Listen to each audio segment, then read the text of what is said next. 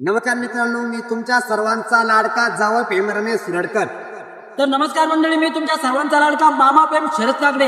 मित्रांनो, आज हॉटेल मामा जावईला पुन्हा एकदा आपले भुजंग साहेब व चौगुले साहेब दुसऱ्यांदा आपल्या हॉटेल मामा जावईला भेट देण्यासाठी आले. आपण त्यांना विचारू हॉटेल मामा जावईला येऊन त्यांना कसं वाटलं ते. तर सर्वप्रथम मला मामा जावई यांना डबल भेटून या ठिकाणी खूप मोठा आनंद या ठिकाणी झालेला आहे. आणि सर तुमच्या हॉटेलविषयी बोलणं झाल्यास आम्ही सोशल मीडियावर तर पाहतोच की आपल्या मामा जावई या हॉटेलने एक धुमाकूळ आपल्या सिल्वर परिसरामध्ये घातलेली आहे.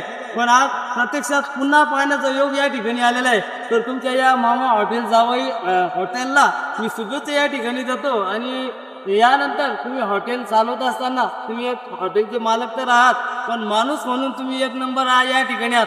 कारण कोणताही माणूस या ठिकाणी आला तर प्रेम आपुलकी जिव्हाळा हा तुमच्यामध्ये त्या ठिकाणी दिसून येतो. तर मित्रांनो, एक वेळेस आपण अवश्य या मामा जावई हॉटेलला भेट देण्यासाठी यावे. धन्यवाद. तर मित्रांनो, पुन्हा एकदा मी मामा जावई या हॉटेलच्या मार्फत विनंती तर करतोच, पण अतिशय महत्त्वाचा विषय म्हणजे आपले सामाजिक कार्यकर्ते भुजंग साहेब यांच्या वतीनं मी तुम्हाला परत एक संदेश जो द्यायचा आहे की आम्ही हॉटेल मामा जावईतर्फे 100 विद्यार्थ्यांना शालेय शैक्षणिक साहित्य हे अगदी मोफत वाटप करणार आहोत.